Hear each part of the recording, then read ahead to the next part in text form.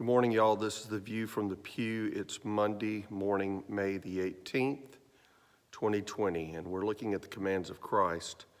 We've already looked at 4 so far, and you can check those out on previous View from the Pews. Today, I want to look at Matthew 5:24 and talk about what I consider a hard one. A hard one because it is simply the command to be reconciled. I don't know if you've ever had anybody do you wrong or if you've held hard feelings towards somebody, but I've had those things happen in my life where I thought I was treated unfairly, where I was just angry at people, where it was tough for me to get over what happened or what they did to me. Sometimes the temptation is even to write people off. And Jesus says some words that tie to our worship, that also tie to our relationship to others, that I want to share with you. And I'm just going to share 24, but I encourage you to read from 21 through 26. But he says this. I'll read from 23.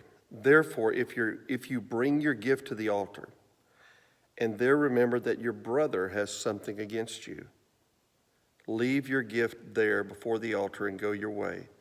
First be reconciled to your brother, and then come and offer your gift. Be reconciled. Be reconciled. Reconciliation doesn't always mean that they're right and you're wrong. Reconciliation often means, though, that you're willing to take the wrong and set it aside for the sake of the relationship. That's what Jesus did on the cross. He did the work of reconciling for us because we couldn't be reconciled to him. We were his enemy. But the cross shows that God, looking at us, even though we had offended him, did the work of reconciliation so that we might have a path to relationship with him. And this is about making a path to relationship. This doesn't mean you're all lovey-dovey again. This doesn't mean that you forget everything that's happened. But it means you create a path to have a relationship with that person again, through whatever means, through whatever means biblically, through forgiveness, through mercy, through compassion. You don't overlook justice, but you do understand that we are all sinners in need of a Savior.